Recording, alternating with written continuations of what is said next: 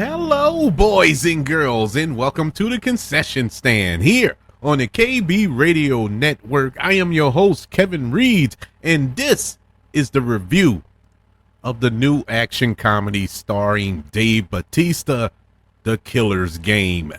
This film is about a hitman who is diagnosed with this terminal illness, and he decides to take a hit out on himself. But when the contract goes into play, he finds out that he was misdiagnosed. Now he's in a fight for his life. This film comes from director J.J. Perry, who directed a Netflix film a couple of years ago that starred Jamie Foxx. I believe it was called The Day Shift, about the vampires or the zombies, something. But it was a cool little movie. It wasn't the greatest thing. It was definitely a Netflix film. Something that you can definitely catch on streaming. I would say The Killer's Game should have followed that trope. Even though this film was released in theaters, this was not a really good film. This movie was based on a 1997 novel of the same name, and granted, I didn't read the novel, so I don't know how true to the source material this film is, but I would imagine it's not like this. This was look, I went into this not looking for movie of the year, Academy Award nominated performances and whatnot. I knew exactly what I signed up for in The Killer's Game, but it just didn't get there. I was trying to force myself to like it. You ever sit there and watch a movie that you have a little excitement for? I'm not going to say you're over the moon, like, oh my God, I can't wait. Not those type of movies, but a movie that you was kind of like, okay, this is an hour and a half, maybe 2 hours. I can turn my brain off, escape the world for a little while. I'm not really looking for nothing. I just want to be entertained for 90 minutes. This is what I was expecting. I wanted to be entertained for 90 minutes. Now, I will say I was entertained for the most part. It wasn't horrible. This isn't the worst movie I've seen this year. It's not even close to being the worst movie I've seen this year, to be 100% honest with you. But aside from a few action sequences and some fight choreography, there was nothing about this movie that will stand out for you, except for a couple of things that I'm going to go over in a couple of minutes. But starring alongside Dave Bautista, you have Sofia Boutella, Terry Crews, Scott Palm, Clementoff, I believe that's how you say her name, which they reuniting Dave Bautista and Palm.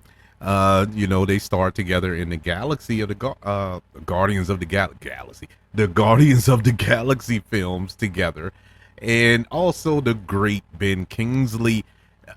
Aside from a couple of performances here,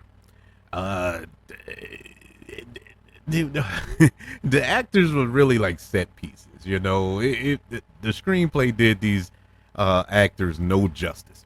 And I say the screenplay because all of these actors in this film are competent actors. I mean, Ben Kingsley is an Academy Award winning actor, multiple time nominee and whatnot. So we know that he can act. And he actually acted. He was the one performer in this film that actually came and didn't realize what type of movie he was in, because he was given a performance and he did a really good job with his performance. Everybody else was there just to fill a spot, with the exception of Terry Crews. Terry Crews really stood out to me. I enjoyed Terry Crews in this film. He was funny when he needed to be funny. He was vicious when he needed to be vicious, as this hitman, or one of the hitmen going after Dave Bautista. But aside from him, nothing else really stood out, and that includes Dave Bautista, which hurts my heart because I'm a huge fan of Dave Bautista. I've been following his whole career, even going back to the WWE. Me being a wrestling fan, I always enjoyed Bautista. And when he jumped over into Hollywood, he was never that one wrestler that I thought would make it, and that's not a slight on him, but it's hard to make that transition.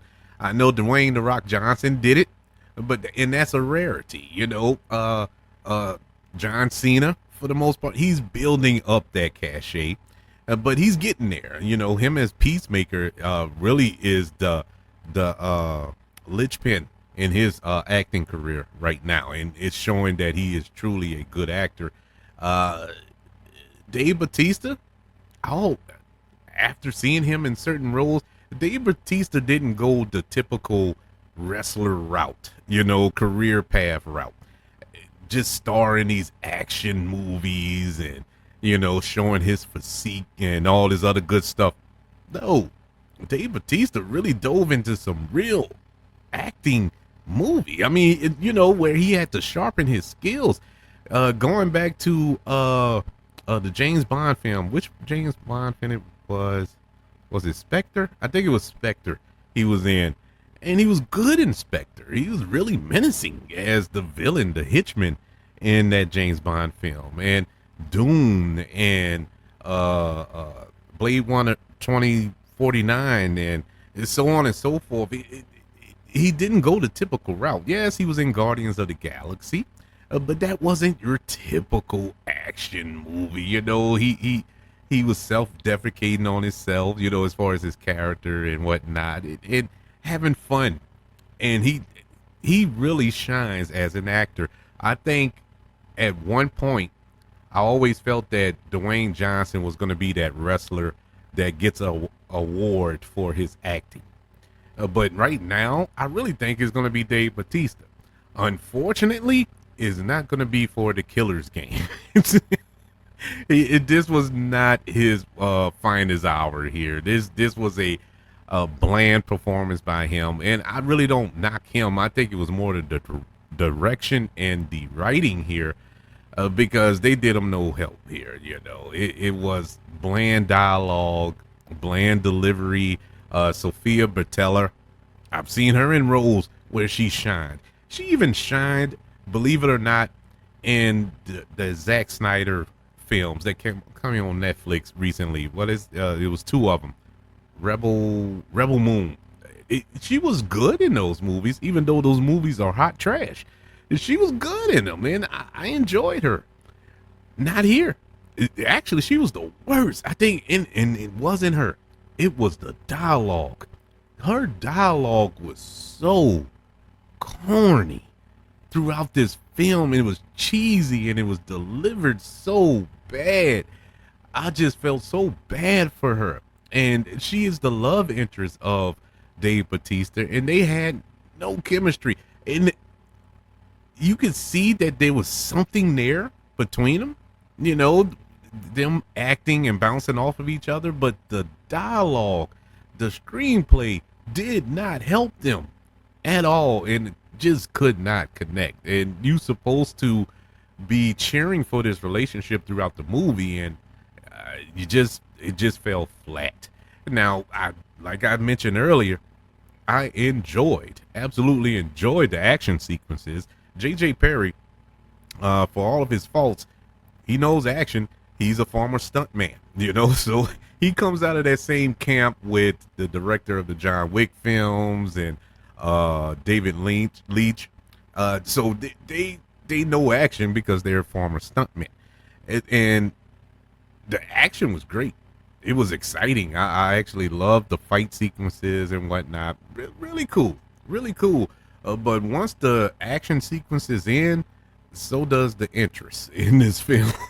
It was like, oh my god, this is so boring. It's dragging. It just felt draggy. To say it was an hour and 30 minutes long, it felt longer, you know. And the movie never quite got to the height that it kind of set up.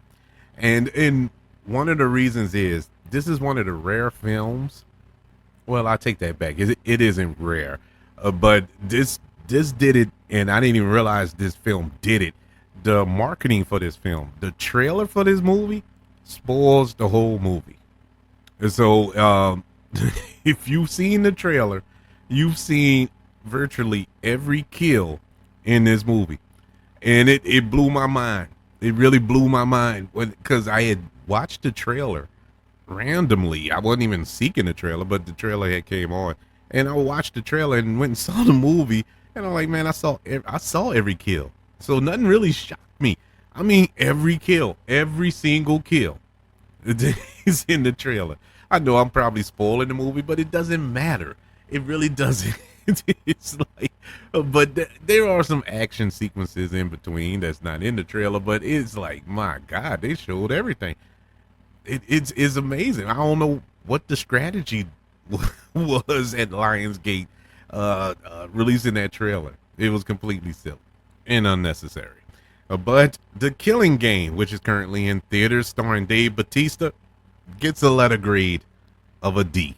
It is it's a fun movie at times, but I think the silliness outweighs the fun, and it just was not an enjoyable watch for me. But that's just me. I would love to know your thoughts of The Killer's Game. Did you enjoy it? Did you check it out? Or are you waiting for it to drop on one of these streaming services in the next month or so? Because it will be there pretty soon. Let me know by email, kbradiopodcast@gmail.com. You can also let me know on all of our social media platforms. Just search for the KB Radio Network. Don't forget, ladies and gentlemen, to subscribe to the KB Radio Network channel on YouTube and like this video if you don't mind. Don't forget about the 5 stars, the reviews, and sharing this show. If you're listening on Apple Podcasts, Spotify, iHeartRadio, wherever you are currently listening to the concession stand here on the KB Radio Network. Everybody, thank you for joining me for this review of The Killer's Game. Want you all to know that I love you, continue to love everyone, and until we speak again, you all be blessed.